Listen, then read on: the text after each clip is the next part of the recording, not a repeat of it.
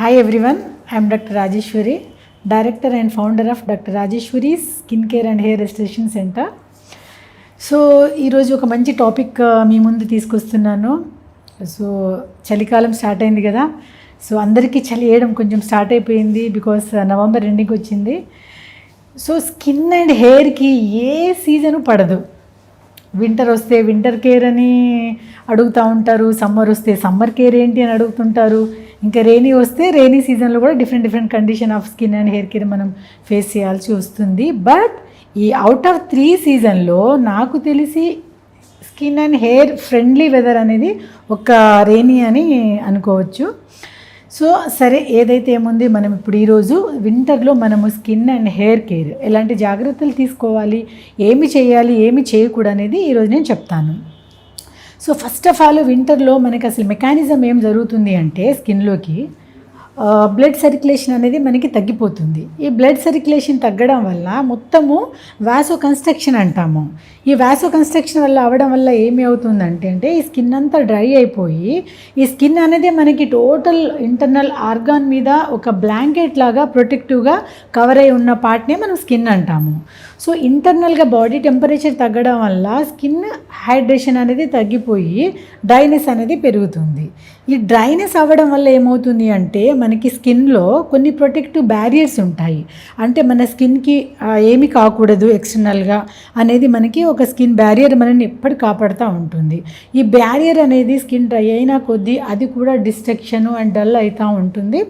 దాంతోపాటు స్కిన్ లోపల మనకి చాలా కొల్లాజన్ అనే టిష్యూ ఉంటుంది, కొన్ని పెప్టైడ్స్ ఉంటాయి, ఎలాస్టిన్ ఉంటుంది. ఇవన్నీ కూడా మనకి ఎక్స్టర్నల్గా స్కిన్ ఎప్పుడు కూడా గ్లో ఉండడానికి, ఏజింగ్ సైన్ కనిపించకుండా ఉండడానికి అండ్ హైడ్రేషన్ ఇంప్రూవ్ చేయడానికి, ఎప్పుడు హెల్తీగా ఉండడానికి ఈ కాంపోనెంట్స్ అన్నీ కూడా మనకి హెల్ప్ అవుతూ ఉంటాయి. సో ఎప్పుడైతే ఈ బ్లడ్ సర్క్యులేషన్ తగ్గి స్కిన్ డ్రై అవుతుందో ఆటోమేటికల్లీ ఈ కాంపోనెంట్ అంతా కూడా తగ్గిపోతుంటుంది. సో కాబట్టి మనము చేయాల్సింది ఏంటంటే ఈ వింటర్ కేర్లో హైడ్రేషన్ ఎప్పుడు కూడా ఇంప్రూవ్ చేసుకోవాలి.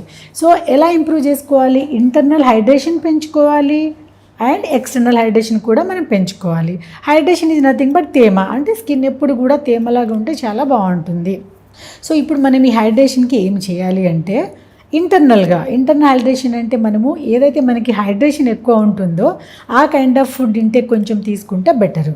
ఈ ఇంటర్నల్ హైడ్రేషన్లో మనకి ఫస్ట్ పాయింట్ వచ్చేసి వాటర్ అండి. సో వాటర్ అందరికీ తెలుసు, వాటరే కావచ్చు లేదంటే ఎనీ ఫ్లూయిడ్స్, జ్యూస్ కావచ్చు, సూప్ కావచ్చు అండ్ ఎనీ డ్రింక్స్ కావచ్చు, వాటర్తో పాటు ఇంటేక్ అనేది మనకు చాలా కావాలి. బట్ బేసిక్గా మన అందరి ఇండ్లలో అవైలబిలిటీ కానీ లేదంటే మనం ఎక్స్టర్నల్ అవుటర్ సైడ్ ఎక్కడ పోయినా కూడా మనకి ఈజీగా అవైలబుల్ ఉన్నది వాటరు. సో జనరల్గా అయితే వాటర్ అనేది బాడీకి ఎంత అవసరమో ఎనీ సీజన్ కానివ్వండి 5 to 8 లీటర్స్, అంటే ఒకప్పుడు ఒక 5 to 6 లీటర్స్ అనేవాళ్ళు. బట్ బికాస్ ఆఫ్ ఈ జనరేషన్లో అండ్ ఎన్విరాన్మెంటల్ ఫ్యాక్టర్స్ డ్యామేజెస్ ఎక్కువ అవడం వల్ల, మన లైఫ్ స్టైల్లో మాడిఫికేషన్ రావడం వల్ల వాటర్ కంటెంట్ అంటే ఒక క్వాంటిటీ ఒక 2-3 లీటర్ పెరిగింది. అంటే 5 to 8 litres of water intake compulsory తీసుకోవాలి. బట్ 8 లీటర్స్ ఈ వింటర్లో తీసుకోకపోయినా కనీసం ఒక 5 లీటర్స్ లేదంటే ఒక 4 లీటర్స్, ఆ 4 లీటర్స్ వాటర్ మార్నింగ్ నుంచి ఈవినింగ్ వరకు కొంచెం సిప్ చేస్తూ ఉంటే మన ఇంటర్నల్లో స్కిన్ కొంచెము ఈ హైడ్రేషను మెయింటైన్ చేస్తూ కొంచెం తేమలాగా అవుతుంది, కాబట్టి ప్రొటెక్టివ్గా ఉండొచ్చు. ద సెకండ్ థింగ్ ఏంటంటే ఫుడ్ విషయము. మనం అసలు వింటర్లో ఎలాంటి ఫుడ్ తీసుకోవాలి అంటే ఏదైతే మనకి బాగా హైడ్రేషన్ వస్తుందో, అంటే వాటర్ బేస్ ఫుడ్, అంటే వెజిటేబుల్లో చూసుకోండి బీరకాయలు, ఓకే, అండ్ సొరకాయ, క్యారెట్, సో ఇలాంటి వెజిటేబుల్, ముల్లంగి, సో కొంచెం వాటర్ కంటెంట్ ఎక్కువ ఉంటుంది కాబట్టి ఈ కైండ్ ఆఫ్ ఫుడ్ కొంచెం రిపీటెడ్గా మనకు తీసుకుంటే ఇంటర్నల్గా మనకి వాటర్ కంటెంట్ అనేది పెరుగుతూ ఉంటుంది. అండ్ ఇంకోటి ఈ స్కిన్లో మనకి అంటే గుడ్ కొలెస్ట్రాల్ అనేది కూడా ఈ డ్రైనెస్ వల్ల తగ్గిపోతూ ఉంటుంది. ఎప్పుడు కూడా ఎనీ సీజన్ కావచ్చు మనకి good cholesterol nothing but omega-3 fatty acids and omega-6 fatty acids. ఈ omega-3 fatty acids and omega-6 fatty acids అనేది ఎంత ఇంప్రూవ్ కనుక మనకి బాడీలో కంటెంట్లు ఎంత బాగుంటాయండి. స్కిన్ ఎప్పుడు కూడా ఇలా గ్లో ఇస్తూ ఉంటుంది. ఎక్స్టర్నల్ గ్లో అనేది ఫేస్లో కానివ్వండి, ఎక్స్టర్నల్ ఏదైతే మనము ఎక్స్పోజ్ అవుతూ ఉంటామో కాళ్ళు కానివ్వండి, చేతులు కానివ్వండి, ఏది కూడా మనకి ఎప్పుడు ఆయిల్గా చక్కగా మెరుస్తూ ఉంటుంది. అసలు ఈ omega 3 fatty acids and 6 fatty acids ఎందులో ఎక్కువ ఉంటుంది అంటే ఎక్కువగా మనకి ఈ డ్రై ఫ్రూట్స్లో ఎక్కువగా వాల్నట్స్లో ఉంటుంది, ఆల్మండ్లో ఉంటుంది, అవకాడోలో కూడా ఉంటుంది, అండ్ ఫైనల్లీ ఆలివ్స్. ఎక్కువగా ఈ బ్లాక్ ఆలివ్స్ ఆయిల్లో మనకి 2 వెరైటీస్ అవైలబుల్ ఉంటుంది. బ్లాక్ ఆలివ్స్ ఉంటాము అండ్ గ్రీన్ ఆలివ్. ఈ గ్రీన్ ఆలివ్ కంటే బ్లాక్ ఆలివ్లో కూడా మనకి మంచి యాంటీ ఆక్సిడెంట్తో పాటు ఒమేగా 3 అండ్ 6 ఫ్యాటీ యాసిడ్స్ ఉంటాయి. కాబట్టి ఈ 4 డ్రై ఫ్రూట్స్ని మాత్రం మర్చిపోకూడదు. ఒకటి వాల్నట్స్, ఒకటి ఆల్మండ్స్, ఒకటేమో ఆలివ్, దాంట్లో బ్లాక్ ఆలివ్స్ అండ్ అవకాడో. ఈ ఫుడ్ మాత్రం డైలీ మనం ఇన్పుట్ ఏదో ఒక రోజు, ఈరోజు ఇది తీసుకుంటే నెక్స్ట్ డే అది.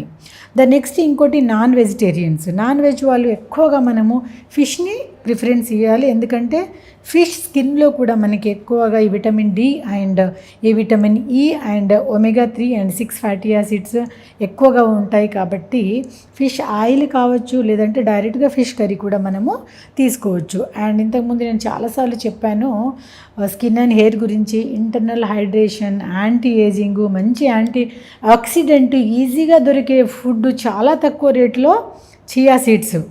ఆ చియా సీడ్స్ అనేది చాలా వీడియోలు చూసాను, చాలామంది పేషెంట్స్ కూడా ఫాలో అవుతూనే ఉన్నారు.